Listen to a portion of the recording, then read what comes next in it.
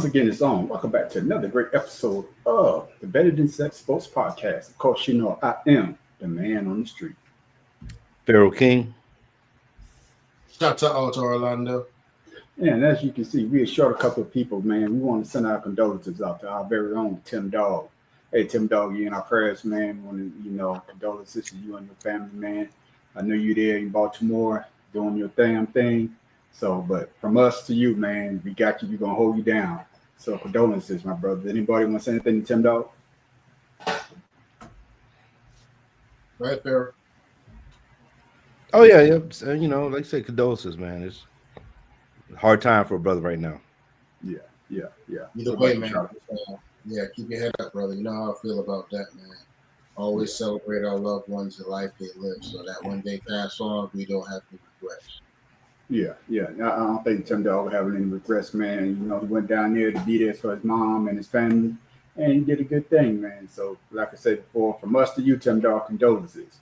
But If this is your first time ever watching our podcast, this is how we get down. This is how we always start off. We got to ask the brothers, how was their day? So, shout out, how was your day, my brother? Yeah, I'm tell you something, man. My day was going just fine until I see that little idiot boy Stephen A. Smith say something about my lady there. Other than that, I'm cool. I got you. I got you, man. Stephen A. Smith is something else, man. We all know.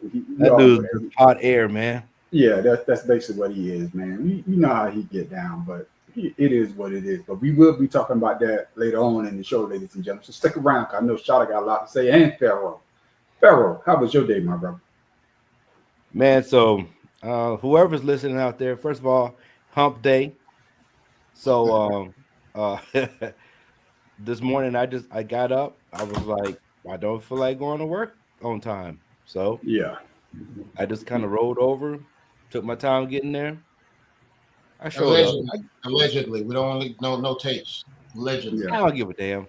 Yeah. We at that point now, man. It's just it's not that, man. You know how it is. It's we sit there, we bust our ass for the few cents that we make. People think we're living the best, most lavish life, and we're not. But we're making ends meet. But when you're not appreciated, some days you just feel like being unappreciatively. Fuck it. Yeah. And that would be. Yeah, it is like that, Pharaoh. I understand what you're saying, man. It's just one of the situations where you just like, damn, I got to go this motherfucker again today, and it is. It's almost like what Ken Ward said. He watched his dad wake up at 4:30, go to a job he didn't like. Yeah. So he's getting up at that time to go to a job he does like, and that's what you're working for your kids. So yeah, you work for your kids, but like they say, man, ain't nothing like working for yourself, because then you got nobody to be mad at. Exactly. If you're the boss, so you won't got nothing else but to do. But to who you gonna blame then, right? Yeah, can't blame the buddy with like a boxer. Who you gonna blame then? You can't blame a damn soul. I done said that mouthful, so I'm gonna let y'all keep rolling with that daggone thing right there, because somebody need to hear that. Say it's the guy that stays home, he's retired, enjoying retirement life, rolling over when he feel like rolling over. I put my business out in the street. That's why they call me the man on the street. I got that right. Going down. So, fellas, after me, man, my day went well, man. I can't complain. If you do complain, nobody's gonna listen anyway. But it is what it is. I'm glad to be on this side of the dirt, and just living life, man. I realize that you got to enjoy every goddamn day, because tomorrow may be your last. So enjoy it while you can. But fellas, man, we got a good show, man. I sent y'all the topics for us to discuss tonight. And some of these topics are going to piss some people off, but understand these are our opinions. All right? We may not agree with what you say. You may not agree with what we say, but these are our opinions. And just like an asshole, everybody got one.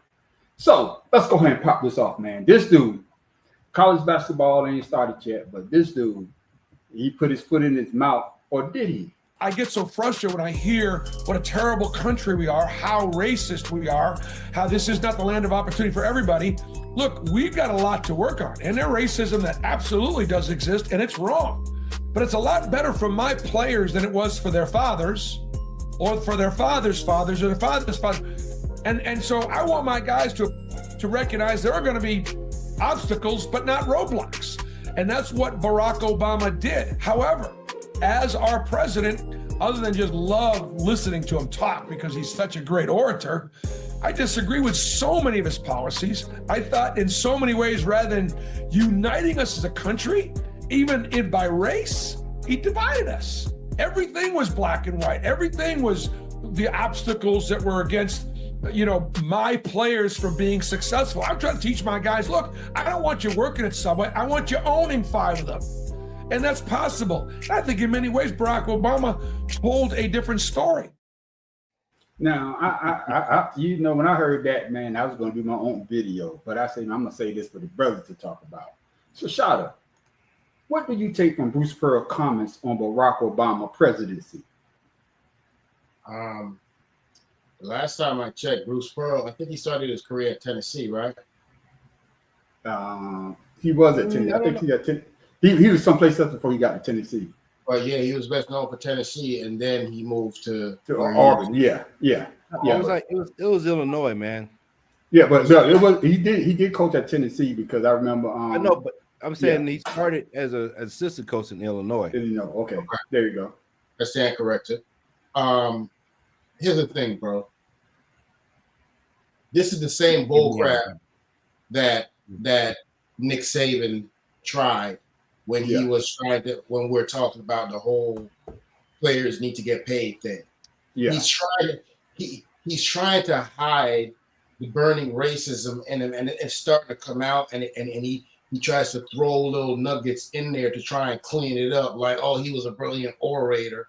Bro, listen to me, man.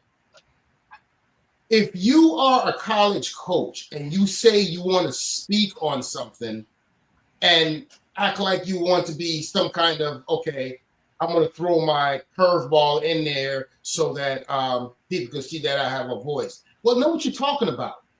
Because you might disagree with his policies, but the thing about it is Obamacare came out of that.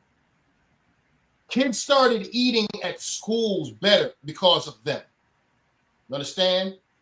The job rate in this country was at its best when he was in office. The economy was on its way to being balanced when he was in office. So my thing is, when he talk about divided the country, he's already go ahead and telling it on themselves, because my thing, this country has always been divided. Yeah. It's just that there are people out here that's willing to have a conversation about it and be able to stand up on it with some facts and so on. But you just going out there because you're a coach at Auburn and now you're back in the scene. You talk about, Barack Obama freaking daggone separated this country. How many presidents we had in this country? We had one black one. Yeah. Come on, man. Listen to me with that bull crap. Yeah, exactly there, Pharaoh, man. I don't understand what Barack Obama have to do with his take when he's talking about Barack Obama, instead of bringing us together, he divided us, knowing that racism and division has always been here since this country was formed. Your thoughts?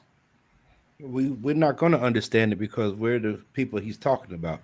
So with that being said, we're talking about a Jewish person who's pro-Israel that had his misguidings as an assistant coach and a head coach, trying to get some players, I think in 89 and I think in 2011, something like that.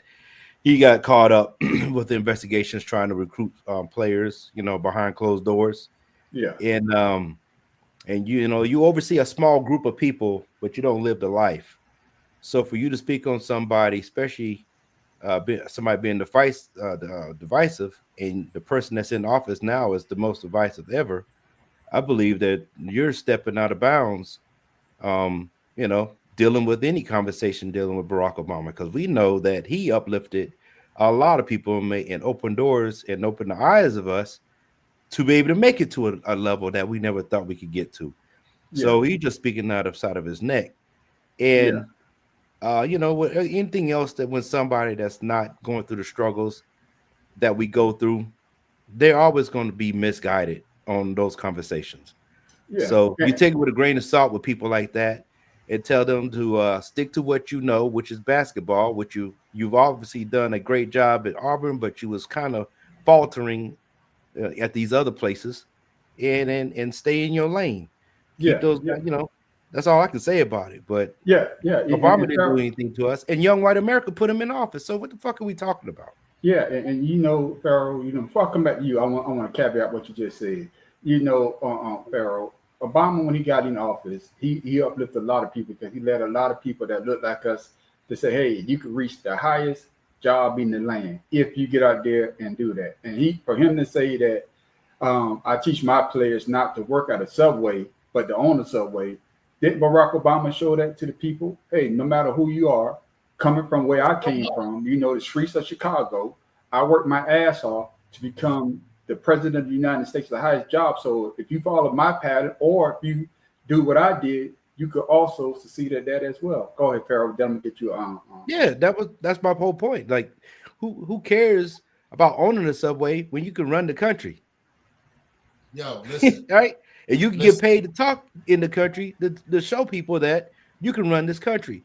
Once again, we're talking about a person who doesn't have the insight of black people, because the people that he are getting aren't how can you say it, financial, economically, rich. Yeah. So yeah, you can show them that. Yeah, that's easy to show people like that, but you cannot tell them or educate them on the history of us to move forward and be better than what you are, which is a head coach. Yeah, and Shada, something that you brought up, and Pharaoh brought it up as well. I knew you were going to bring it up as too. The person that's in the office right now, he's more divisive than any other presidency that we have seen in my lifetime. Even though I lived through Reagan, a little bit of Ford, I understood what they was doing. But this dude, they did it kind of covertly. This dude is blatantly doing it. And for him to say that Obama was dividing the country and not saying anything about Trump, that just shows that he has some type of racism within himself. If I'm wrong, tell me I'm wrong. You're not wrong. That's why you ran on the street. You're gonna say it. The bottom line still remains is it's always amazing to me how these so-called coaches that go into the ghetto and offer so much opportunity to the less than 1%ers that usually make it out and make it big in the hood. They love to come and sit down with auntie and grandma and say all these beautiful, wonderful things about what the school's going to do for you or how you're going to help them. Man, listen. Like I said, I'm going to refrain. All I know is when pressure builds, it busts pipes. And right now, him opening his mouth the way he did, sticking his little political thing right in there, he just busted a pipe.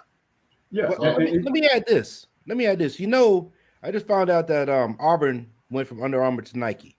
Yeah. So, kind of like some stuff that was said with some previous athletes. Will Nike do anything about this? Yeah. Him being pro-Israel, that's kind of racist in the sense, because you're in the United States now. You should. I know you're Jewish, but why are you over there worried about what's happening with Israel? Yeah. You got in trouble for trying to get an Israeli student, high school student out of Chicago to come to your college. So if you look at his history, he's kind of like Dabo Swinney almost. Like who's gonna slap him for saying these comments? Nobody. They're gonna be okay. Yeah, and the funny part about it was not funny is that he's coming into these people's home there, and like you say, Shada. So my next question is, do you think that black parents should have second thoughts of sending their kids to play for Bruce Pearl? Shada. Hell yeah. Listen, just like they say all the time, elections have consequences. Guess what? In the society that we have now, your words have consequences. Because to me, what he basically just said, like I stated when I was making my point, it felt like it's almost like because Trump is in office, you know what I'm saying? A lot of these people are emboldened to just say what's really been eating at them for these years. And it's like, the mainstream media is gonna protect me, so I can queef out a little fart that don't stink too bad, and they'll go ahead and let me get a slide. No, all you're doing is that your tectonic plates are leaking, my nigga. Your whole persona is starting to leak out right in front of the whole world. And hey, This is one thing we could thank Donald Trump for, is to let these cats know, come out and say, hey, I am who I am. And I could go ahead and make my daggone decisions accordingly moving forward. Yeah, and I agree with you on that. That's one thing I would give Donald Trump there on Pharaoh. He's showing me how people truly feel about you. And that's one thing that will never go away, in my opinion. Like I say, I stopped talking to certain people because of the way that they talk about Donald Trump, and that shows me their true colors. But back to Bruce Pearl, do you think that black parents should have a second thoughts of sending their kids to Auburn, in your opinion, Pharaoh? Well, I mean, this is kind of like 2020 hindsight, because this just comes out when he was doing a great job with the students, at one point. So now you just hope that the child that you raise, the young man that you're raising, can make a real good decision on what school that he wants to attend to, and hopefully eliminate Auburn from the list if that's on if that's on the list, because up until now, we really didn't see this from him, other than a couple of little issues he had in the past with recruiting. But now that this has come out, he's really shown his ass. I really want, like I said, I want to know what Nike's going to do. Yeah, I need to know. And to your point, can I say this, Shawty? Can I say this quick? Like, what it is that Donald Trump has made these people more comfortable that they can show you their white sheet. You know what I'm saying? Usually you didn't get to see the face, but now, hey, I don't need to wear the white sheet. I can tell you that I'm this type of person, and take it or leave it. It's up to you to take it or leave it.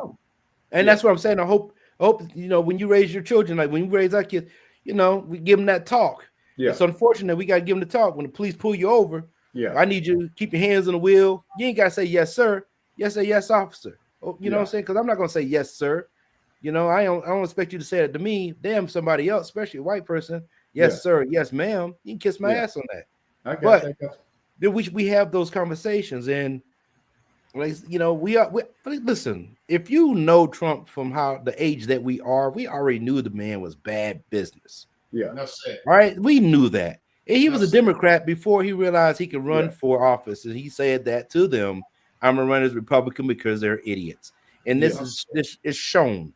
Yeah, right. They can call you idiot, and you're still gonna vote for him. Yeah, and it's shown. But in Bruce Pearl, that shot, it's just the fact that he's supposed to be leading young black men. And if you was to put Barack Obama up as a person that you want to follow, you would say, hey, that's what a person should be. Whether I don't give a damn what race he is. But to say that he divided this country, knowing that race is the number one division in this country. It's race, then money. It's rich and poor, then black and white, or whatever race you are. And for him to say that, to me, it's like a slap in the face to young black men and women that would attend Auburn with a head coach like that. I could be wrong. Absolutely. Yeah, I mean, you like you said, you started the program after. Hey, it's your opinion. But what people fail to realize is I'm starting to understand how a lot of these people live in these glass houses and they're so secluded, because I don't understand how you could say something like that when the crux of who you are considered in the pantheon of coaches, what black players have done for you. Yeah. You know what I'm saying? It's like it's not like one of them situations where it's like, okay, Bruce Pearl is this all bad guy. Yeah, he's made opportunities for a lot of our, young men to go to the next level or get an education. But when you were doing that, how is that any different than the old man in Rosewood sleeping with your daggone underage daughter while he giving you daggone a little extension and what you owe him? It's the same thing. Can I elaborate on that real quick? Go ahead. I listened to an interview one day. This young white woman had her grandmother on this interview, and Shada, she did not think that Jamaicans were considered black people because you got Jamaican. All right, you're not a black American. You're a Jamaican. And that's what I was telling you before, man, on the street. Remember, I was saying we're the only ones stripped of where we come from. Everybody else has a name from where they're from. Yeah. So if you're not a black person in America, you are considered a black person or black American or whatever. I got you. They don't realize that the boat stopped at the islands before it got to us, before it got to this man. Exactly. So that's what I'm trying to tell you. They do not associate anybody that has skin color as a black person because they have a name associated with them. Yeah, and other than black Americans. My thing about Bruce Pearl, and before we go to the next subject, is that he built his career on the back of young black men. If those young black men don't go to the University of Auburn, they won't be. I think it was ranked number 1 last year. The same people that you're trying to say that are dividing the country. If they decide not to come to Auburn because of what you said about Barack Obama, I bet you'd be singing a different tune. And just like somebody else going to be singing a different tune, the substantive fellas, and he built his empire on the back of black athletes. But this athlete say, pay me my money. And he's saying, hell no. You under contract, and you're going to play under that goddamn contract, too. We have breaking news into CBS Sports HQ, where Dallas Cowboys pass rusher Micah Parsons has formally requested a trade. Now, negotiations have apparently stalled between Parsons and the team, and now he wants out. Parsons took to social media earlier this afternoon with this statement, saying, quote, after repeated shots at myself, in all the narratives, I have made a tough decision. I no longer want to play for the Dallas Cowboys. My trade request has been submitted to Stephen Jones personally, end quote. Yeah, Micah Parsons said he don't want to be a Cowboy anymore, even though he's a lifelong Dallas Cowboys fan, grew up being the Cowboys, and it was his dream to play for the Cowboys. But Pharaoh, do you see Micah Parsons getting traded or paid from the Dallas Cowboys? I would say now, after this season, because he's going to want to finish out the contract for this year. He's probably going to play subpar so he can go somewhere else to be traded by midseason. Doesn't it sound like almost like a Khalil Mack situation?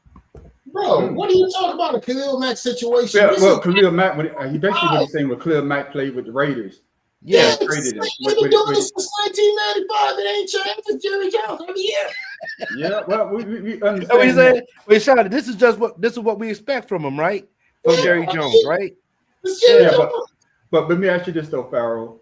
If by him coming out and saying what he said, do you think that he made Jerry Jones more comfortable of saying, "Hey, we want to work something out," or not? Because he said that Jerry Jones did say that he talked to Micah without his agent, and they had a deal in place. And then Micah went and got his agent, and that's when everything blew up. That's what Trump said. Yeah, that's when everything blew up. So, do you take Jerry Jones at his word that he said that him and Micah had something worked out, or you think Jerry Jones just throwing shit up against it's a the wall? smoke screen? Okay, it's a smoke screen. I don't believe anything any of these owners say. Because 100 deals in 100 days. Yeah, okay. Right. It's like Suge Knight said about Puffy being all up in your videos, dancing and shit. That's the type of shit Jerry Jones does, man. So I'm gonna say Michael Parsons knows what's going on. He knows what's best for him. He knows the situation. He has nobody around. What you tell me, other than Michael Parsons, who on that team is supposed to be the Dez Bryant? Okay, whatever. You have Dez the hothead out of Georgia. Dez Bryant, bingo. Not Dez. You know who I'm talking about. They're wearing the same number. CD Lamb. You got to say CD Lamb. You say got that Dez Bryant. I'm like, God damn. You say Dez Bryant like that too. That's what you have to say. I got you. I'm trying. Go ahead. I mean, other than that, and the hothead dude from the Steelers. I mean, what else are we talking about about the Dallas? They're supposed to be contenders. I don't see it. Yeah, and that's the thing there, Shada, is that your star player that you drafted, and he's homegrown. He wants to play in Dallas, but the fact that they don't want to extend him, and then of course, if he played this year, they could franchise tag him for 2 years.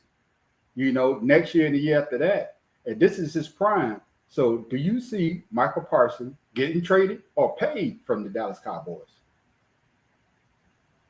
I'm gonna say this: Micah Parsons ain't gonna get traded. If Dallas is not gonna do that. They're not gonna let Micah Parsons just go out there because they know the minute they say he's free to do that, there's going to be 31 teams fighting to find more stuff around on their roster to get that dude. You hear me? That's how bad cats are scared to make. General managers are scared to make decisions based on anything with defense until they have a good bearing on what's going on with Micah Parsons. Because I'm saying like this right now. I'm glad when he came out and said that, I was in the living room dancing. I was like, I hope you hold them to it too, Micah. I hope you hold them to it and play out your contract, my dude. Play out your contract. I got a conspiracy. I got a conspiracy on this. Farrell, hold on. I'm gonna ask you this, then see if it coincides with your conspiracy. Because you remember whatchamacallit did the same thing from Cleveland. What's my man's name? Myles Garrett. When he asked to be traded, then they came back and they paid him all that money. So do you think that he's using this as a ploy so that they could, hey, we're gonna give you this money? Or do you genuinely feel as though that he wants to leave the Cowboys? All right, so my conspiracy theory is he wants to leave the Cowboys because he's made many comments about wanting to play for Dan Quinn. Yeah. With that being said, the situation with Terry McLaurin's contract kind of coincides with this trade request and why they haven't paid Terry McLaurin. That's my thought process. Because if he can put Michael Parsons on Washington's defense, it's going to be the 2005 Ravens all over. Okay. All right. What's up, Juan? What's good with you? What's up, Juan? Hey, but go answer the question about the part. Do you think that it's a ploy, or do you think he really wants to go? Did you answer that part, Farrell? No, I said that it's not a ploy. He doesn't want to. He wants to leave. Okay. He don't want to stay there. Okay. What about you, Shawty? What you think, man? You think he wants to leave, or it's a ploy to try to get more money? The thing about the whole thing with Michael Parsons is, I see Joseph just kicked in. Yeah, I like what Joe said. The thing about it with Michael Parsons is, Michael Parsons has all the cards no matter which way this goes. Yeah. And he's the only one right now with an upside. He's in his prime. He is, if not the best defensive player in the NFL. And that's true because no, it's true because TJ Watt, he was tied with TJ Watt until he got hurt. And I think he would have got more sacks than TJ Watt. I don't know. I'll take Jalen Carter from the Eagles. Well, we understand you're blinded. Jalen Carter, number 98, baby. Y'all see that big number 98. But that's just my opinion. Hey, you're entitled to have one. But I'm telling you right now, I guarantee you, there are general managers right now. You remember I talked about the movie Draft last week with their stupid Cleveland Browns? You remember in the movie when the man was just down there chewing the pencil down to the nub? There are 31 teams right now saying, let this boy slip, and we're going to throw the bank at this dude. Yeah. He has no reason to bluff. I agree with you. And Farrell, I want you to, what Joe just said. Joe said Parsons can't force his way out of Jerry World. They're going to pay him right before week one. This just making headlines for the Jones plantation. Your thoughts on what Joe just said? Hey, Joe loved him some Django too. I know. I know. You agree with what he said there, Farrell? No. I don't agree because I'm thinking of my conspiracy theory that I said. I'm thinking he wants out of there. He got somewhere he wants to go because he feels like he can win a championship with another team other than playing with Dallas. Yeah. What's your thoughts on what Joe said there, Shawty? Hey, look. If Joe is like most of the Cowboy fans that I've been conversing with since this bombshell. But Joe not a Cowboy fan. He an Eagles fan. So he's he's a Falcons fan. Why I'm trying to make him an Eagles fan? It's a bird, but we winning birds. We're gonna keep it a buck then. What Joe said is real. It's real. What do you mean? Listen to me. When Django pulled up on the daggone plantains, what's the first thing that happened to him? Who is that on that nag? Was the first thing, and it was a black man that asked him that. Yeah. He sent Stephen A. out there to get y'all all prepared and get first take and run down on Dallas every single day and talk about how they fly together and all this stuff. See, that's when they were taking people out in the hot box and putting them out and letting them run in the woods, let the dog get exercise. See, Jerry is doing exactly what Jerry has been doing since Django. He's going to keep all them young bucks fighting amongst each other down there. He's going to pay them a little bit of money and then make them feel like they're important, and then he's going to let them out the pasture. Yeah, and with that, Pharaoh, what the hell was Jerry talking about when I don't understand. Maybe you know, school system in South Carolina could be kind of on the edge sometimes. You come from the great state of Florida. Tell me what the hell Jerry was saying when he made this comment. When does it become urgent that we need to get something resolved one way or another that he's on the field against Philadelphia? Again, your definition of urgent is not necessarily. I don't believe you gave a definition of urgent. Okay, and so I stay urgent. It's what it is what it is, and we'll work through it, or we will not work through it. Okay. Any confidence that he will be on the field against Philadelphia? Again, no, absolutely not. That has to. A big part of that is his decision. How would I know that? I'm just saying. No, but I'm urgent. What the hell is Jerry saying there, Pharaoh? Help me. I don't know. He took a page out of Trump's book of conversations. I don't know what the hell he was saying. Because he said something about urgent, and no, I don't know. Shit. I think the interviewer was even confused on what was going on. He was confused. The dude was like, "Yeah, I said it urgent. I told you what it was."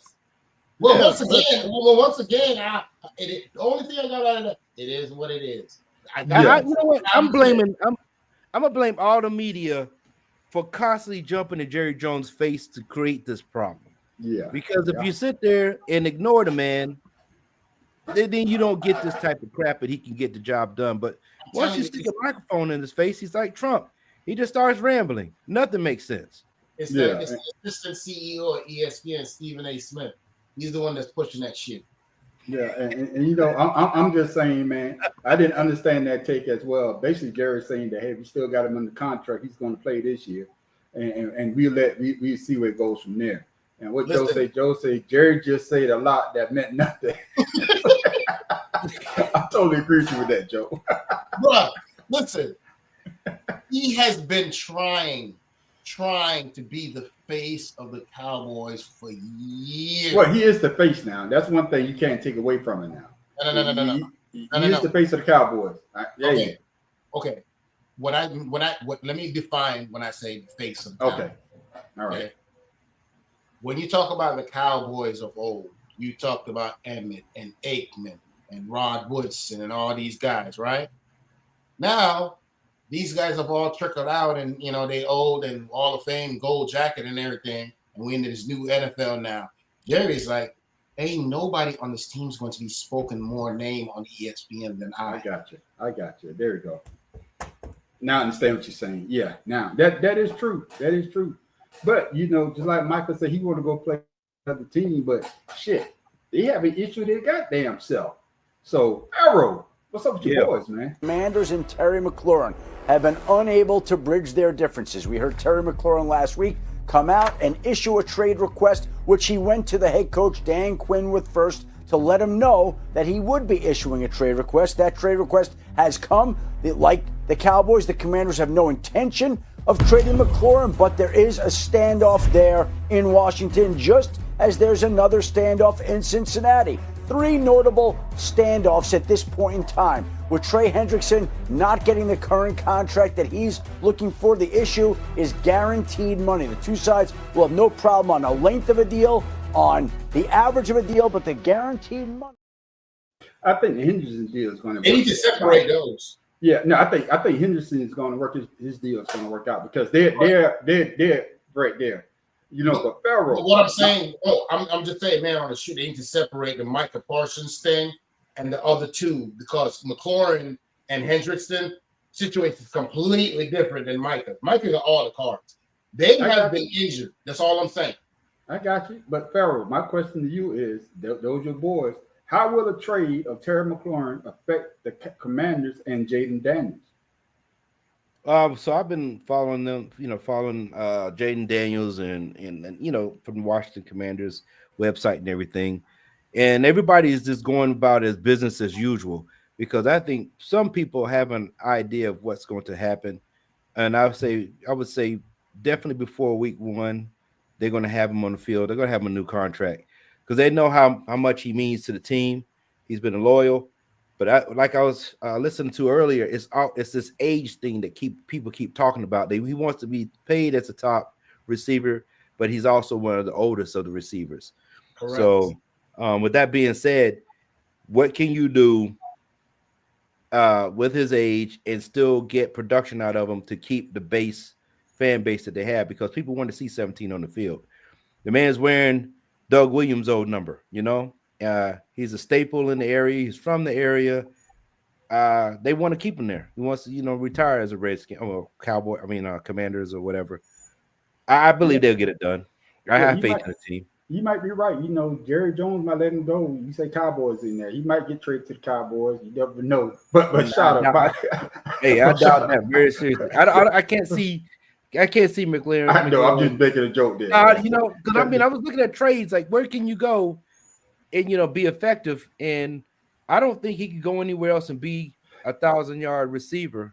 Anywhere else. Before I come to you, shout out. What they say is like a best spot for him would be like Buffalo, because they want to get Josh Allen championship. But they got Shakir there. I'm just saying that's what they're saying.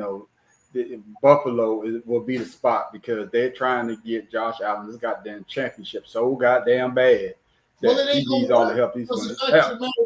If Buffalo, that won't work because basically Terry McLaurin and their slot receivers play the damn same position.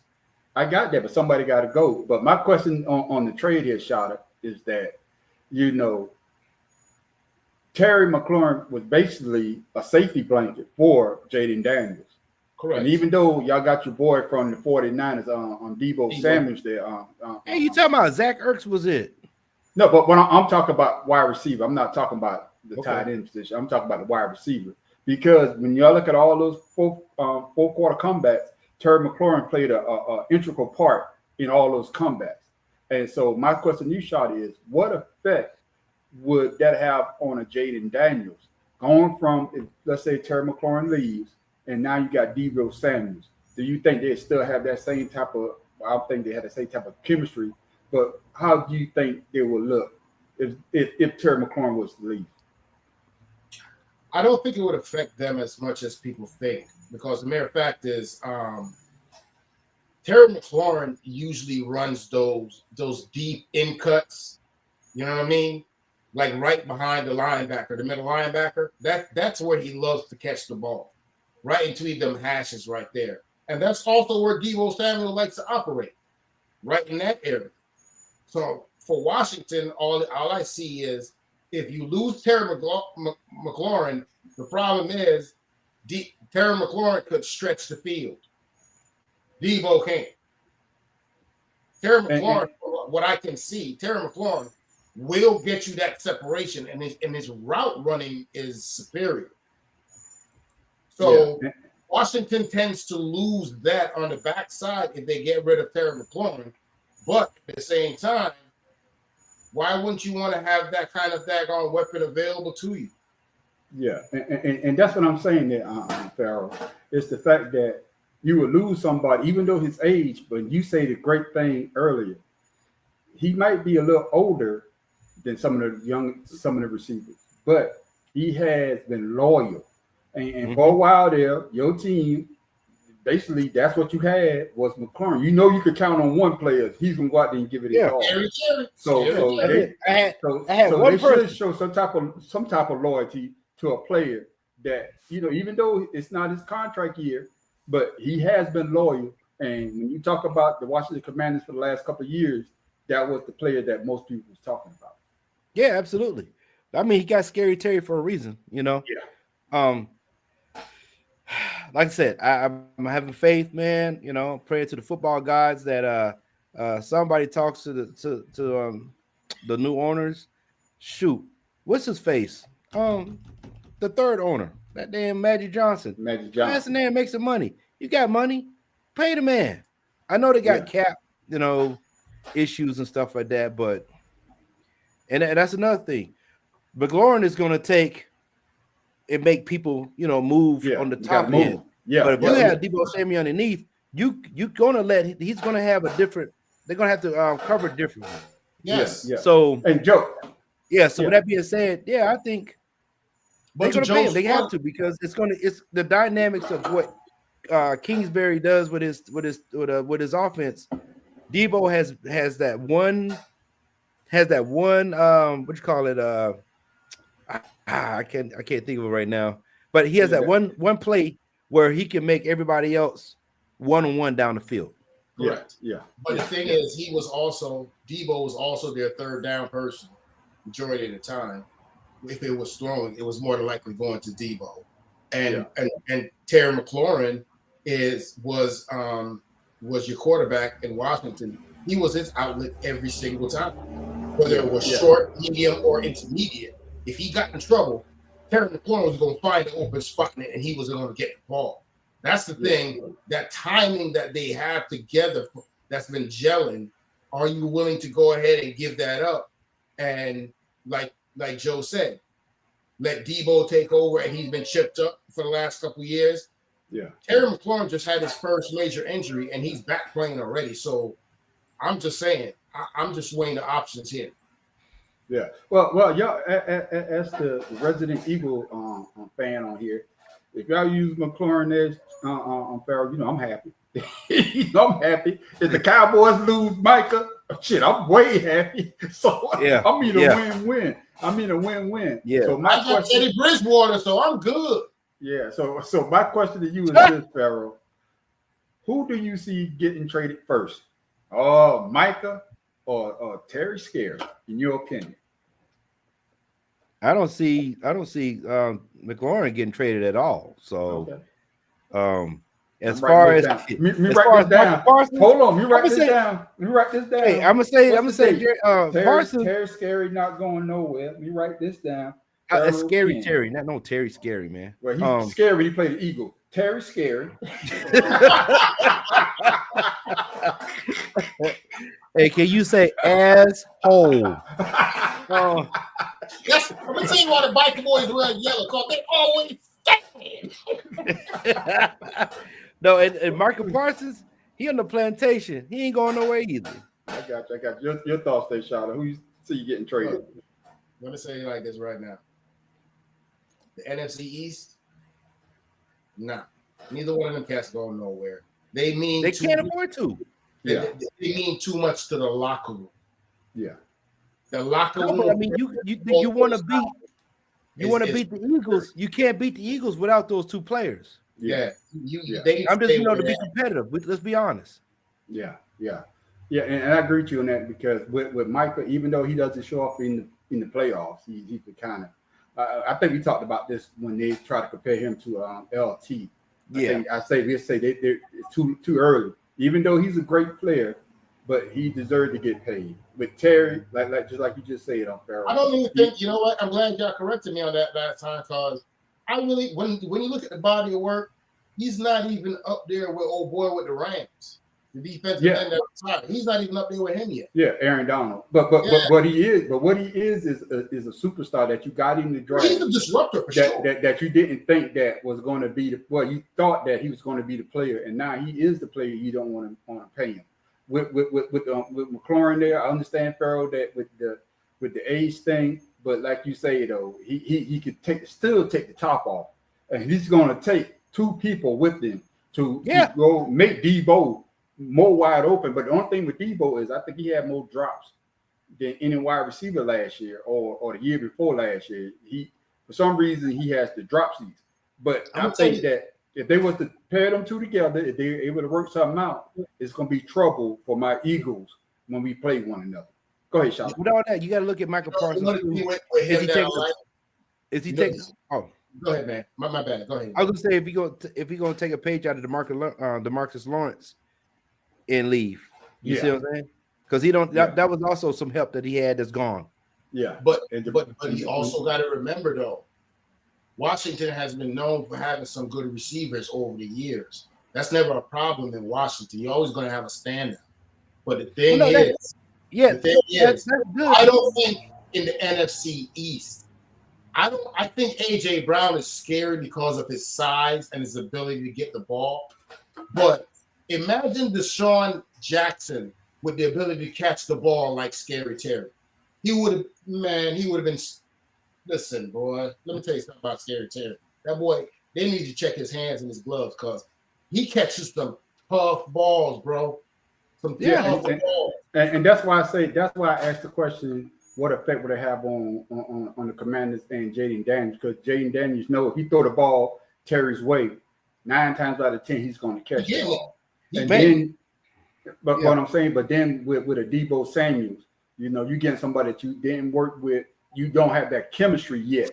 You know what I'm saying? Right. And that's why you came in carrying a purse. I mean, what the hell? Yeah. Well, Farrell got to deal with that now. Shit. I don't have to deal with it. We don't laughed start about that it. shit. We laughed about it. Now Shit. he's on your team. Don't start that shit. I told you. Hey, man, that's the only problem I got with this man. The damn South Carolina people, you got to watch them jokers. Yeah, you got to watch us. Skirt. You got to watch us, man. But like you say, we gonna be watching him walk in on that purse. And ESPN say they're going to be watching it as well. Big story coming into us. Major breaking news in the sports and media world. It's official now. ESPN is acquiring the NFL Network and other media assets. That means the league's Red Zone channel will join our parent company, the Walt Disney's Linear Networks.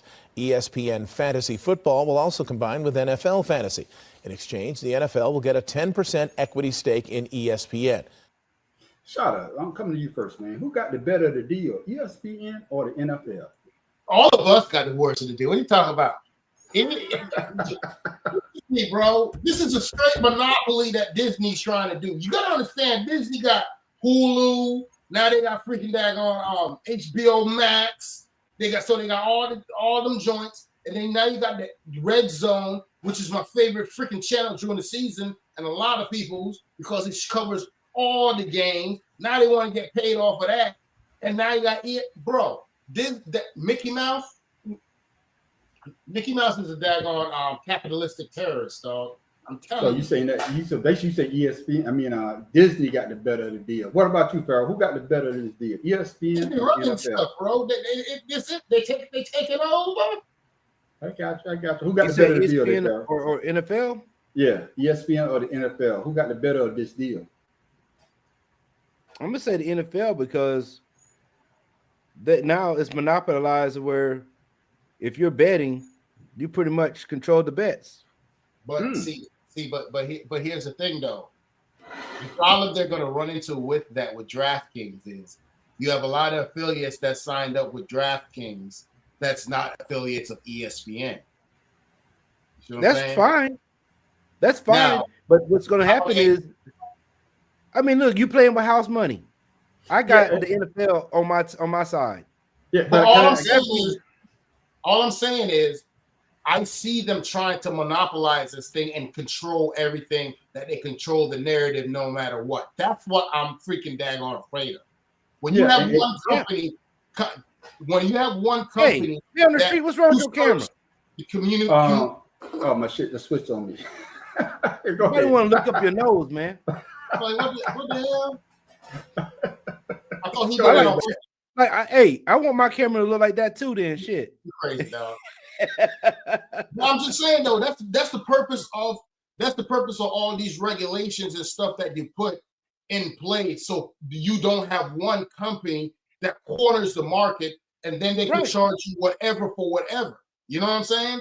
Absolutely. And right now, what's going on is people are not paying attention. Disney's buying up everything. Paramount, they're trying to corner them. So if Disney corners the market, who's going to control the message, no matter what it is? Oh, because Amazon might be in there too. Shoot. Because I hate that Thursday night Amazon BS. That's crap, man. But I'm saying, bro, look at it. They're like you don't have no streaming service. Communication right in front of us. Yeah, and that's what I'm about to say, man. It's us that basically going to feel the pain because of ESPN. ESPN is not the ESPN that we grew up on. No, it's not. Saying? It's more talk like we doing right now. It's more podcast style than doing actual sports highlights. You know, once Stu Scott died, ESPN started to die. Yes. And once they elevated your boy Django, Stephen A. up to where he needs to be at Shotta. That's when ESPN really. You know what he remind me of? Clarence Thomas. Yeah. When Thurgood Marshall said, do not put him on the Supreme Court because he's not going to be the person you think he is just because he's black. Yeah, you're gonna pay for it, and that's Stephen A. And that's a good question right there, Joe. With ESPN on CBS and Fox, well, I don't think they broadcast it. ESPN always broadcasted on ABC. They never broadcasted on CBS and Fox. I think CBS and Fox got their own deal with the NFL. They have their own deal. So, yeah. They separated. I think I know what Joe's talking about. Back in the day, though, they were affiliates before they reorganized all the daggone channels. Okay. They would swap, like you cover the Olympics, we'll cover the NCAA tournament, and they'll go back and forth. But because of all the streaming services that's happened, now that you have to worry about that no more. I got you, man. And speaking of your boy, your favorite person in the world, his autograph poster on your back wall.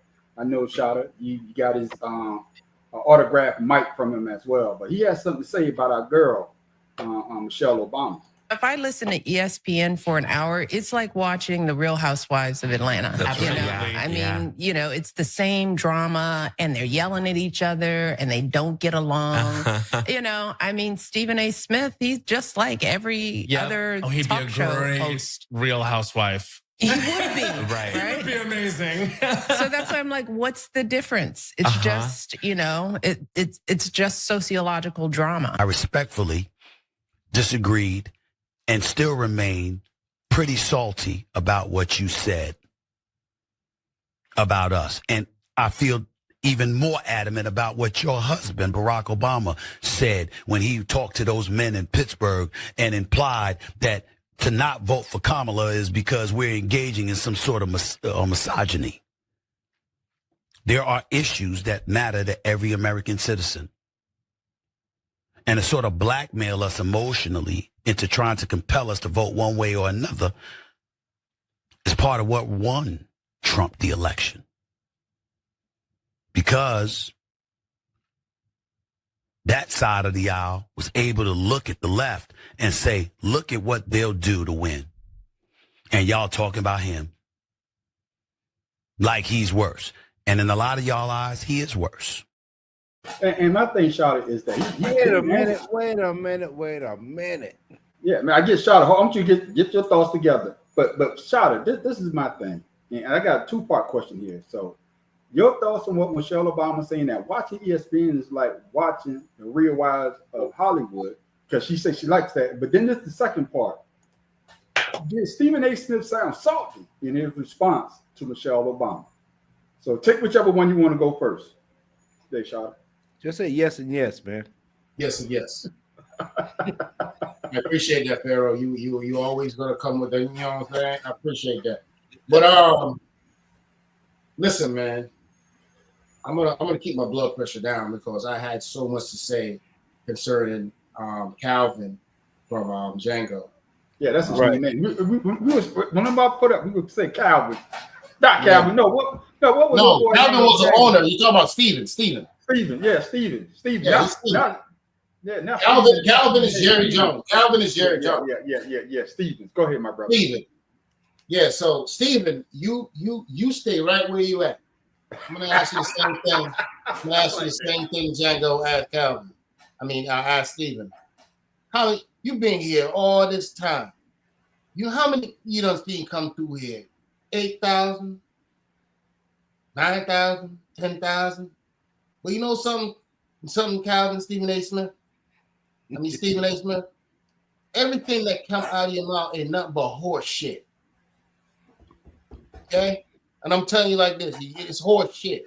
Okay? Let me tell you something. This woman, not only was she the vice president, was she the first lady of this country, she not only changed school lunches for kids, she not only have 9 books that she has written, all been on the New York bestsellers list. Not only that, she's contributed to the poetry, anthologies, and many series. And now they daggone co-writing movies. Let me see what your credentials are. Oh, you got a Hey man, don't forget being a lawyer, first and foremost. Thanks for correcting me, Pharaoh. And so your credentials instead a BA from Southampton University and a blown out knee from basketball that gives you the right to yell about basketball anytime you want to and be disrespectful. So let me get it straight. You started off number one by attacking the first black. I think what my man Barack Obama was trying to let you to understand, my brother, is 400 years of slavery and still have to deal with the damn racist rhetoric of the president of the United States and those people that support him. In this day and time, you have a black woman who is up there representing everything there is to know about daggone black culture, black people, and try to uplift us. And you have this Calvin loving. Yeah, I'm just gonna say this. Okay, when Stephen A. Smith could put his credentials next to Michelle Obama, you know what I'm saying? We could have a conversation. Until then, stay down there with Rush Limbaugh, my nigga. Stay down there. Yeah, right. But Rush Limbaugh is dead. You know, I always deaf on the brother, but he could go down there too because I can't stand yeah, I'm just saying. But Pharaoh, my thing is that he has been taking shots at Barack Obama and Michelle and the Democratic Party for a while, and Michelle Obama says something back. So do you agree with what she says that like watching ESPN with Stephen A. Smith and what they got going on? It's like watching the Housewives. No, I don't know anything about Housewives in Denver. Because we don't watch it. Yeah, I don't watch it. But what I will say is, from my personal experience, even when I'm at work, as soon as he come on, I switch to another channel. I do not want to hear the man speak because he doesn't say anything relevant, as far as I'm concerned. His hyperbole is ridiculous, and he tried to use words to make him sound, intellectual. But you're not really speaking to anybody but those people that's on the panel. There isn't a person in the sports world that want to hear him speak. Yeah. Nobody likes what he says. The only thing people really follow him on because he hates the Cowboys. That's just whatever it is. I will say this though, Michelle Obama's panel, they're questionable. So one is her brother. No, one is her brother. I get it, but you know what I'm saying. It's actually her and her brother. I don't think any of them played no football or anything. Yeah. No, he was a head coach. He was a head basketball coach. Huh? Her brother was a head basketball coach in college. No. I'm talking about the two that was in the middle. Oh, okay. I don't know the two in the middle, but I know her brother was a head coach in the middle. I ain't talking about her brother on the end. Yeah. But what I'm saying is, to keep going with that is Stephen A. is not. He's not fun to listen to. Yeah, and you know what else it is, and this is why I put up the salty part is Stephen A. Smith, just like us, we get on here and we give our opinions, and she gave her opinion, and it seems as though that he got salty because somebody else is saying something about him. His product. And the only thing he could do is to talk about Barack Obama. So Shada, it seems as though that he's trying to appease the people on the right because he knows he did say left. No, but what I'm saying, and he's on the right. He once you get to a certain status, you make a lot of money. Your ideology changes from the people that look like you to people that don't look like you. And for some reason, Stephen A. Smith is basically doing that by what he said about Michelle Obama and what he has said about Kamala Harris as well. It wasn't the Democratic Party that tried to when Barack Obama, when he say that, hey, black men vote your best interest. Exactly. Voted for Trump, what has it done? Well, they say 300,000 black women are out of work. You might lose your goddamn health care with the new bill. So just like the I will vote Donald Trump. Now they're being deported. So Barack Obama was basically saying, don't vote against your best interest. And Kamala Harris was the best out of the two. And as a lot of people who are people of look like us or other people of color, they're feeling the goddamn pain of what Donald Trump is doing. Oh yeah. So Stephen A. Smith don't know what the hell he's talking about, Sean. Let me tell you something about that daggone freaking Candyland loving dude. He always, he literally took over First State from Skip Bayless, ran with it for a little while, got it hot, and then started acting just like Skip Bayless. Yeah. He brings his little nephews on the show every now and then to try to validate his blackness. He mentioned his sisters and how his sisters this, that, and the other to validate his blackness. How he daggone went to First State now doing what? We traveling around HBCUs to validate his blackness. All while shooting gunshots at daggone the black culture. Bro, do you understand Barack Obama and walking out there with Michelle and his two daughters on that stage to win the presidency of the United States? That changed my life. That changed my life and the way I think in this country. So you ain't said nothing or did anything that made me want to sit here and question, what am I doing with my life? Yeah. Michelle has done that because I have all their books. And I read all their books. Yeah, and I agree with you on that. And I'm going to give you the final say-so on this on Pharaoh. It's just the fact that Stephen A. Smith is the person that talks loud, but they ain't saying nothing. And then when he gets people that talks back to him that are more revered, people that when they see him and Michelle Obama, people will cater to or go towards Michelle Obama. He's that type of person to me. Is that if the light is not on me, then there's a problem. So I could talk about you, but you dare not say anything about me. Yeah. Your final thoughts. Go ahead, Pharaoh. Yeah, well, like I said, everybody knows who's this. I don't even like saying this whole name because it sounds stupid. But we all know what this man is about and what he has been about for quite some time now. And it's almost like like listening to Vlad when people do interviews with Vlad. Yeah. You know, and it's like, I can't stand that dude either. You know, a Jewish man, living off of being a culture vulture with us black folks. Yeah. And it seems like Stephen A. is the same type of individual, and he happens to be black. So you're gonna talk about people, you're gonna put them down. You act like you've accomplished stuff in the world of sports. You got a BA in communications and broadcasting. Yeah, right. And not all you had known for was following Allen Iverson in the beginning of his career. And then even Iverson had a problem with you. So, at the end of the day. That's what, believe it or not, that interview with Allen Iverson after he retired is what saved his career. Because he started in Philly, got fired and let go, and then he got into a bunch of trouble. So he's been in and out of a job until he landed at ESPN in 2012. Just so I let you know that I know my facts, Stephen A. Yeah, exactly. And like I said, but we know who he is. Like I said, we've known him for quite some time. Yeah. And for you to change and become a turncoat because you got a little bit of money now, it's a shame. You come from nothing in New York City.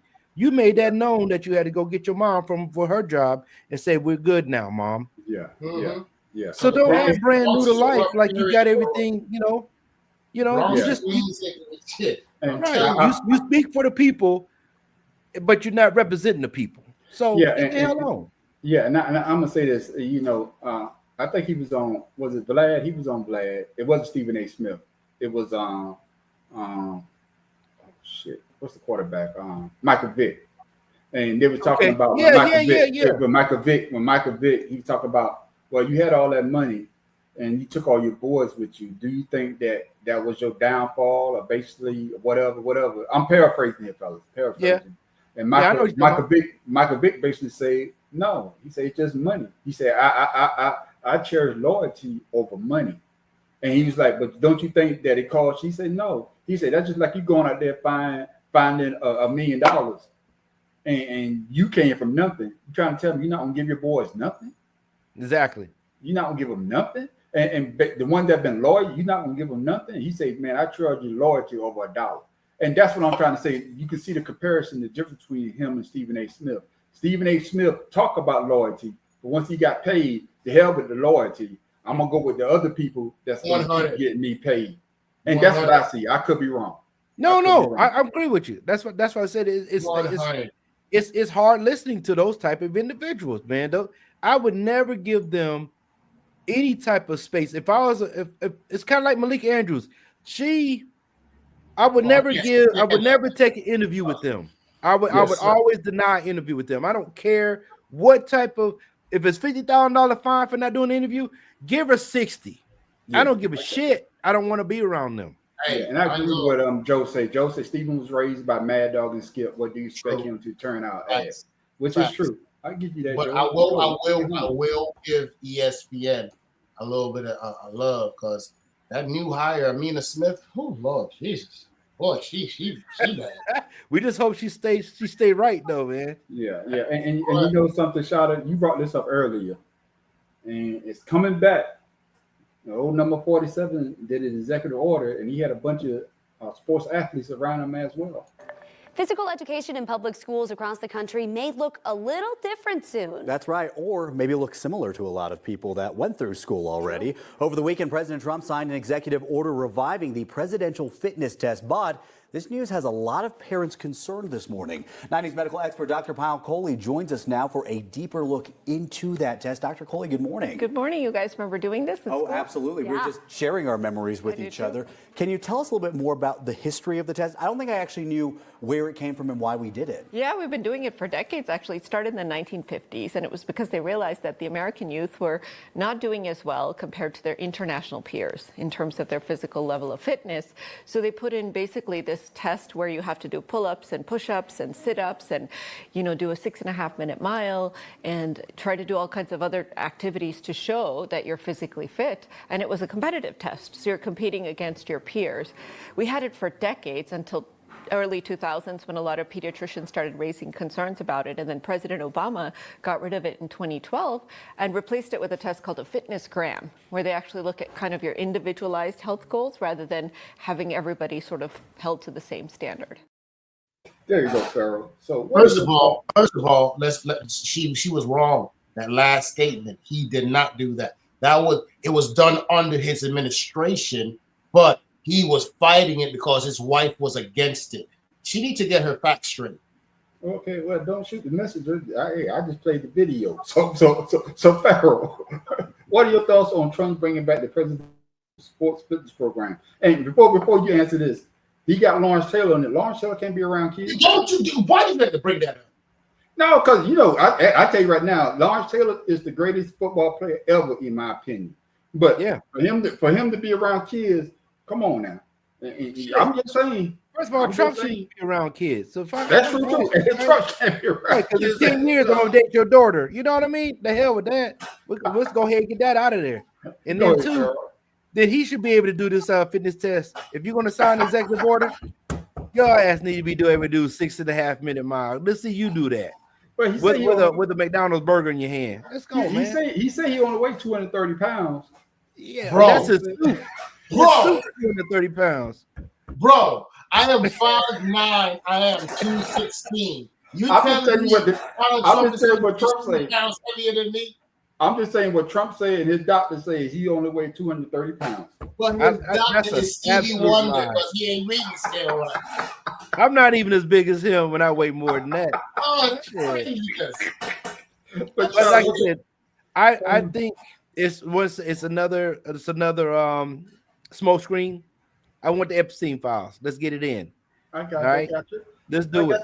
But for you to bring something in that was just what Shada said, it's something to say that Obama did, and then now I'm bringing it back because Obama did this to you. You know what I mean? Because like I said, Obama lives rent free in this dude's head, man. Listen, you gotta understand the majority of Trump's daggone followers, the vast majority of his daggone base, they don't like to read for content.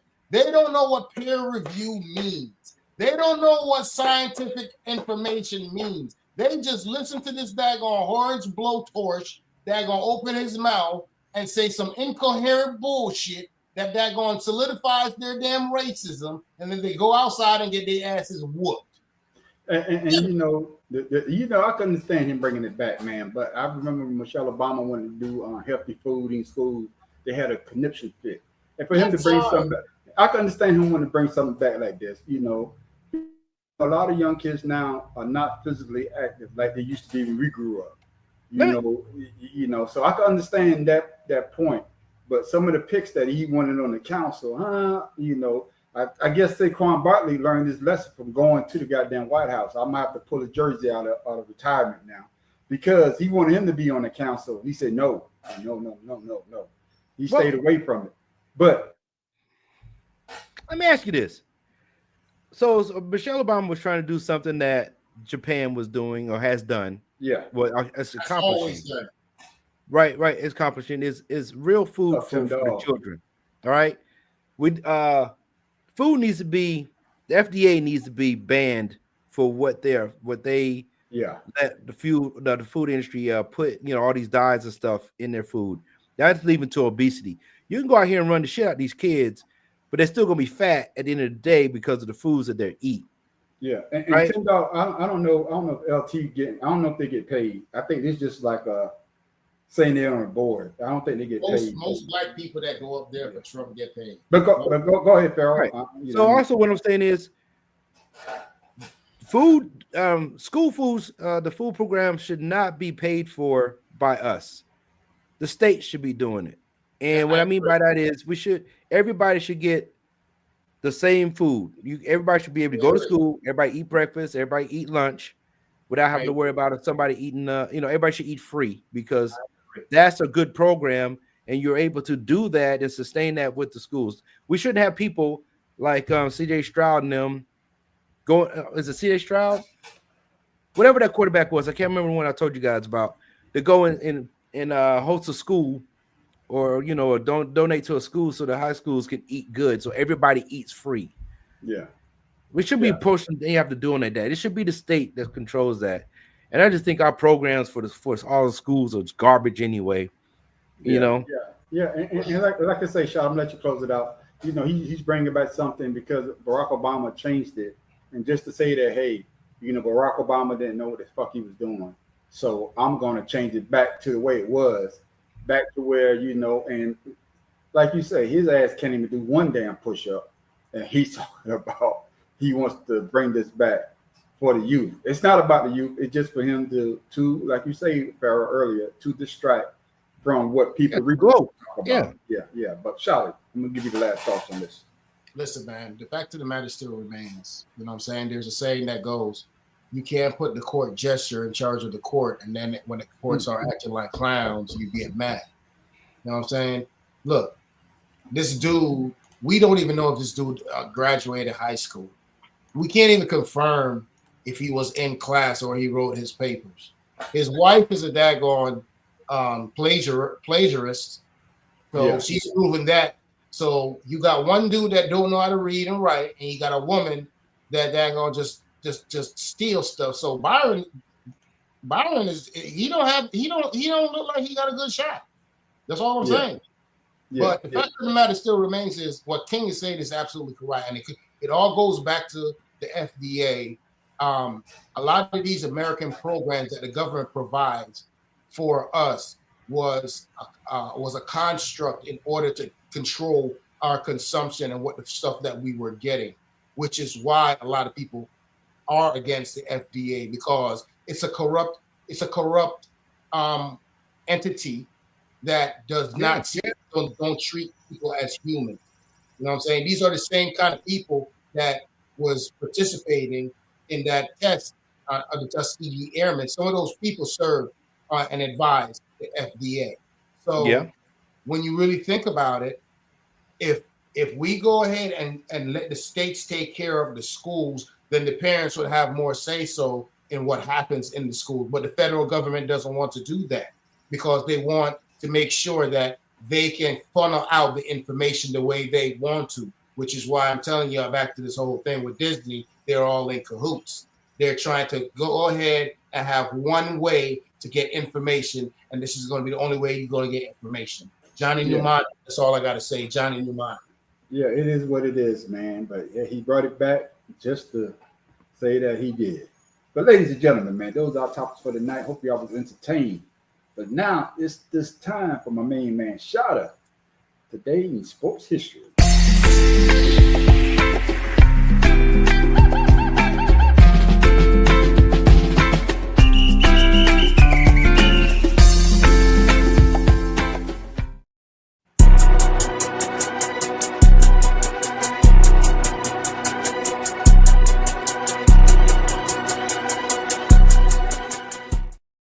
What you got for us this week, Shada? Anybody know who that is? It ain't Satchel Paige. It is Satchel Paige. That's Satchel Paige for real? Yes, it is. See, another one I got right. Yeah, it looked like Satchel Paige to me. Go ahead, Shada. Satchel Paige was the first black pitcher in the major leagues and the 7th black player. He was also the first black pitcher to play in the World Series, which the Indians won in 1948. After the Indians, Paige went on to play with the St. Louis Browns from 51 to 53 and represented the team in the 1952 and 1953 All-Star games. His final team was his Kansas City Athletics, who are now the Oakland A's, with whom he played only one season in 1965. He was born July 7th, 1906, and he passed away on June 8th, 1982 at the age of 75. And he lived a full life. He's from Mobile, Alabama. Didn't he, when he was rookie, he was 42 years old, I believe, 42 or 43? Yeah, yes. Yeah, I think he was like, then he went, I think he won rookie of the year. Rookie in the major league. No, I mean, when he went to the league, I'm talking about, What was he best known for, though? What? Just being the first black pitcher that the daggone had such success. What? Yeah, but what was he known for, guys? Not spitball? what he did. Oh, you talking about the pitch? The way he pitched. Oh yeah, really. He had that long. Yeah, like everybody say, like Michael Vick has that long wind up, and Randall Cunningham. That was his way that he pitched, and that's what made him famous. Yeah. But like I say, I know when he got his rookie year in the MLB, I think he ran rookie of the year as well. But man, bad boy. Speaking of that, we can't forget. Hey, I don't know if y'all been watching, but that Little League softball and Little League World Series. Let me tell you something. Them boys out there playing. You heard? I'm boycotting it this year, man. Yeah, because they boycotted the team from Venezuela. I hear you on that, but shout out to them Lake Mary cats over there. They right up the street. They won it last year. They went and did their thing. Connecticut did their thing. You know what I'm saying? The females doing their thing. Listen, man, it's a great watch if you haven't sat down and watched it. The female game's a little bit more interesting, a little bit faster, but y'all need to check out. And Tim Dog, I knew who it was. I'm just trying to see if you knew who it was. I got it right. If I say the name, I'm always gonna get credit. It is what it is. And I say that because to boycott them, whoever wins, there's a team out there that's missing. Yeah, I understand what you're saying. You see what I'm saying? There's a team that's missing. They shuffle around the what teams play who and everything, the schedule. And I think I think it shows that we cannot host the World Cup in the United States due to that right there. Yeah, you're right. Exactly. But ladies and gentlemen, man, football season is in effect. We ain't picking no goddamn But nah. No, you ain't picking none of that. But ladies and gentlemen, when we do start, oh man, we're gonna be off the chain. But shout out, thank you for that sports history, which I got right again.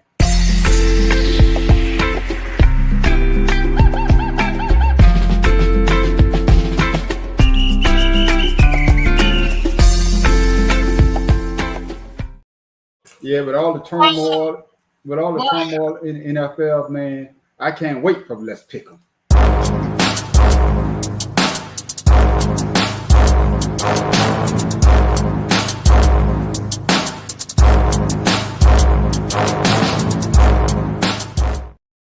Yeah, I just want to say the Manning Creek won last year. Yeah, if you didn't win the first one, hey, it don't matter. Which I won, so I'm all right. I'm right over to the goddamn team. This guy here, bro. Y'all know how I get down. If there's a sore winner, this guy is it. Yeah. Shit. Oh man. Yeah, y'all keep talking because I don't erase my goddamn weird sport of the week. I got to put it back up. Oh Lord. Oh my goodness. You know what I'm saying? How hot is it down there? Is it hot down there still? No, it's been pretty good today, man. It's not bad at all. It's been raining for a week straight. Hell. Yeah. But Tim, heat exhaustion, my man. Tim, I'm glad you're on here, man. Hey, I don't know if you saw the beginning of the show, man. I'm sending y'all condolences, man. Know that you in our prayers, man, and everything like that. So, you know what I'm saying? Yeah, man. Yeah, know you're in our prayers, man. But thank you for tuning in and actually commenting. We see you comment. But the man on the street is always right. I'm almost there, man. It's almost, I can't believe I ain't worried about it. On to the next one. Well, because the next up is Sparrow. About stupid ass Bruce Pearl. We definitely need coaches to shut up and mind their business when it comes to political and racial issues, because a lot of these guys have they have a place. How you should say it? They have a privilege that a lot of these players that they're picking doesn't have. You don't know how these people live. You only know the stories that they tell you, and for you to sit there and rub elbows with the enemy and then try to say that you're helping, certain ethnic group of people, man, I think you just need to shut the fuck up. Yeah, but the only thing I'm saying, we all entitled to our opinion. Sometimes you need to keep, like you said, just keep your mouth shut. And you know, because of the fact, and that's why I asked the question: would you send your kids? How you gonna look at them going into a black? How you gonna talk to the parents? And you talking about the first? Well, here's the thing too. The people that the guys that he got in trouble with, that he tried to what'd you say, coerce into his program, they weren't black. Yeah. They weren't black players. So, so for you to sit there and talk about the, what you're trying to do, like instead of working the subway and own one, that's. I got you. You're talking to underprivileged people, but you didn't say shit about those privileged people that you was trying to get on your team. Well, you could look at it in two ways, bro. With the whole new way that college football is being ran, people get paid anywhere for their talent. Yeah. Let Bruce Pearl keep talking. Yeah, and that's what I'm saying. I need to know what Nike's going to do, though. I need to know. You about to find out the hard way. But ladies and gentlemen, it's that time. Man, we done gave you so many good things that you can get out. We done gave you extreme ironing. We done gave you kettle washing the nose, hobby horse racing, chess boxing. What else we done gave you?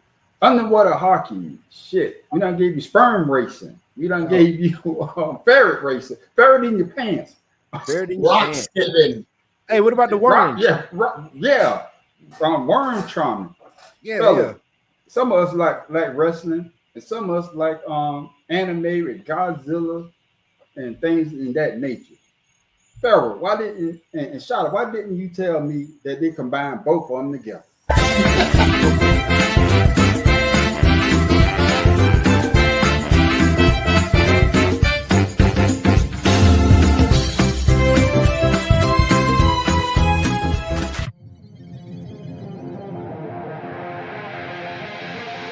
Witness the greatest live monster spectacle in the universe. For over 2 decades, Kaiju Big Battel has been bringing its unique mashup of pro wrestling and Japanese monster fandom to sold-out venues across North America. The Kaiju Regulatory Commission is proud to feature an active roster of over 36 city-crushing monsters confined to battle in a city-sized regulation ring, protecting those in attendance from certain monster mayhem. This epic conflict of good versus evil is rife with heroes, villains, and every alien, mutant, and food group known to man. Caught in a never-ending battle through time and space. The Kaiju phenomenon has even been featured on these notable outlets worldwide. Is your city the next epicenter? Beware, because monsters are real and danger can.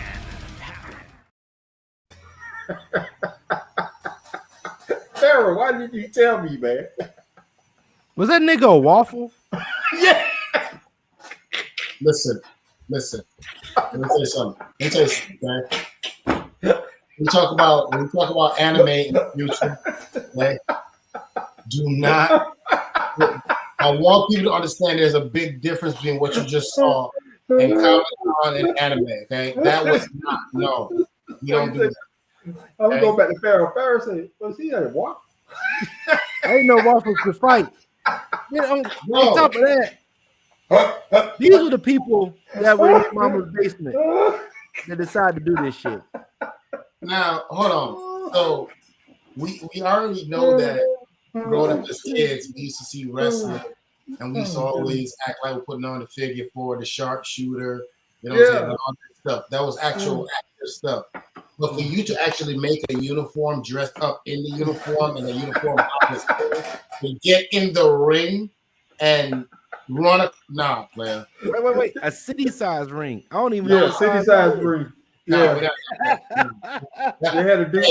As my favorite movie said in Shatters, you're gone too far now, big. They had one dude was just dressed like a double cheeseburger. Shit. Awesome. The McDouble was out there fighting. You're gone too far, big. Hey man, the funny looking Godzilla dude man was terrible. That like the original Godzilla TV show. Yeah, but Tim Dog, I agree with you, man. They was high. It's called Nickelodeon. But this is sold out venues, man. Yeah, no, it's not. Sold out venues. And y'all saw all sold out.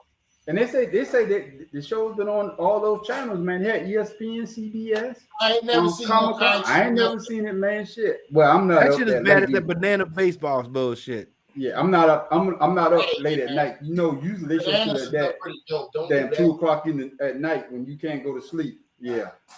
Well, ladies and gentlemen, that's our weird. Yeah, that's our weird sport of the week. Now, ladies and gentlemen, y'all waiting all day.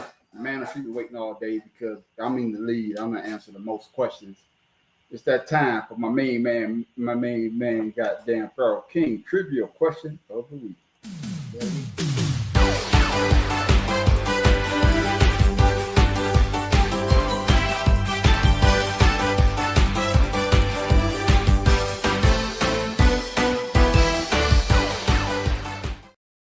Bro, King, what you got for us this week, my brother? Y'all know, man, it's about to be football season in full effect. College, high school, junior high, pee-wee, whatever you want to call it, NFL. And we all waiting for the playoffs next year. Like it's funny that we can't wait for football to start because we thinking our team is going to be in the playoffs. That's right. With that being said, here's y'all's question.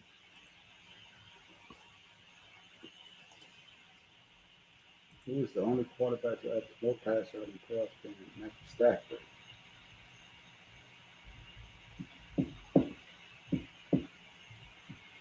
I know it ain't Tom Brady because he can't throw it shit. Brian Fitzpatrick. Brian Fitzpatrick. Man, he ain't never make no goddamn playoffs. What the hell you talking about? I just thought I'd just break up the monotony. Just throw something in there. So give me Josh Allen, man. No, it's not Josh Allen. So minimum 10 games. Minimum 10 games. Well, I take that back. See, y'all could have had me right there. Hey, I was gonna let you keep it, but no, it's minimum 10 games. Oh, that's So I answered. I'm gonna say it was between Phillip Rivers. It was Phillip Rivers and Russell Wilson. Oh no, it's oh, what's my man name? Oh man, play with the coach Manning. I'm going with Manning. What did I say? Phillip Rivers. I can't remember what I said. Who I got? I got Manning. You got Manning. So like I said, I had said Phillip Rivers. Then I also changed to Yeah. 10 games, man. Yeah. Oh, Tim Dog got Manning too. Man, I'm be copping off my game. I'm just saying that because you guys are answering. The guys that you are calling have not played 10 games in playoffs. But Manning did. No, I didn't say you. Okay. Yeah. To my Shada. I got Manning. Hey, my bad. So I'm gonna give you another one. No, man. My bad. Eli. I'm going. You know what I'm talking about, man. Yeah, Peyton, baby. You know who I'm talking about. Oh, Peyton, I said Drew Brees. Yeah, Drew Brees. That's who I want. Drew Brees? All right. Yes. What's the answer there, Carol? All right, guys. Here you go. Drew Brees is who I got, San Diego and New Orleans. God damn it, Kurt Warner. God dang it. Hey, y'all forget. Oh, the greatest show on turf. Right, Oh. and also the Arizona. Yeah. He finished up in Arizona. Larry Fitzgerald. Yeah. Oh shit. Nobody thinks about Kurt Warner. Oh, Well, that's why you didn't get the answer. all right. Shit. What do you think about Kurt Warner? Was he real? Ain't no Was way he to what? spend. Was he real? Was he real? Hell yeah, he's real. There's no way I can spin this into a win. No. Because Peyton, Kurt Warner don't sound Absolutely like. not. Who the hell is Patton? I don't know. Shit. Peyton. Yeah, you talking about Tim Dog, you slow. Yeah, I'm gonna take the L on that. And it's P-E-Y. Yeah. Big head. You know, just bear with him. Bear with him. Thank you for that, Farrell, man. Hey, ladies and gentlemen. Hey. Yeah, when I saw that answer, I was like, damn it, man. Yeah, I forgot about the greatest show on turf, but yeah, we did play with our Arizona. It was an air run second team. Yeah, because you know the two Super Torrey Bowls Holton, that they went to with St. Louis. Yeah, Yeah. Torrey Holton them. Yeah, Right. Yeah, the greatest show on turf. But ladies and gentlemen, that's my main man. Oh, look at it, the garbage man. Look at it. My main man Farrell was Hey, another so I'm gonna give y'all with that. I'm gonna give y'all your favorite team. What's your favorite team again, Shada? Tampa. Huh? Tampa. Okay, so here's a little nugget for you guys. The Eagles, the former owner Burt Bell created the NFL draft. That's something for you there. Wow. Tampa Bay is the only team that's undefeated in the Super Bowl. Wow. And I don't even want to talk about Washington because they suck. Stop it. Don't do Yeah. that.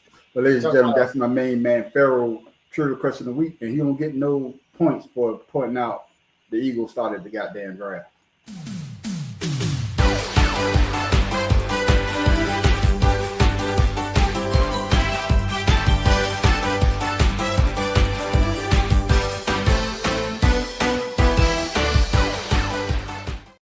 Ladies and gentlemen, thank you for tuning in. But before we go, we always like to give you something to think about, something funny. Where the hell Tim Dog get that from? Tim Dog's in B more.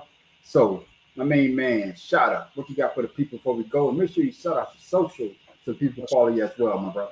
For sure. Just want everybody to just go ahead and get yourselves ready. Football season is about to be a few effect. You know what I'm saying? Fedora Sanders going to be out there Friday throwing that ball around for preseason. Just go out there, make sure you tune in, give your boy some love. Don't forget the Little League World Series for the females and for the males. It's a great watch. You see my social down there. One love, shout out Blue Sky, shout out at Yahoo. Hit me up anytime. Love to have a conversation. And just remember this. When a black man take a shot at another black man for no reason, somebody from that black situation didn't learn them history very well. My main man, Farrell King, what you got for the people before we go? And make sure you cite your social media so the people follow you as well, my brother. Is that Farrell_71, King Ryan Facebook. So for you people out there, I just want you guys to know, if you treat your relationship like math, once you get confused, just start cheating.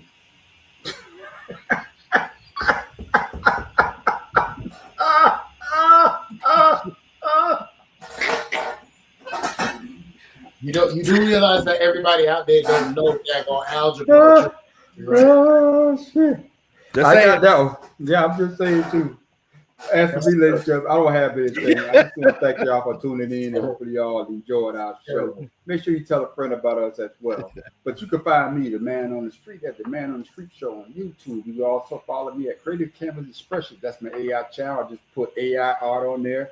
And also, you can catch us every Friday night at 8 o'clock for 2 cigars in a blunt.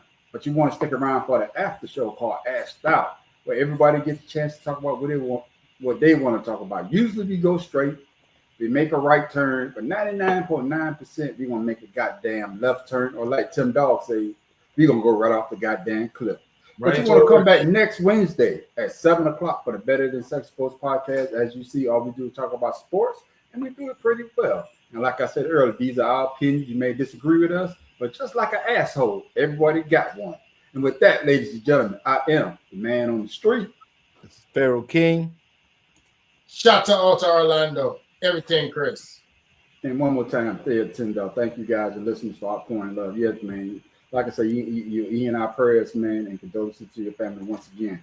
And with that, ladies and gentlemen, hey, like $10 always like to say, hey, if you have any issues with a loved one or a family member, man, hey, try to hash that shit out because tomorrow's not promised to no one. Peace. See y'all on Friday night. And we are out.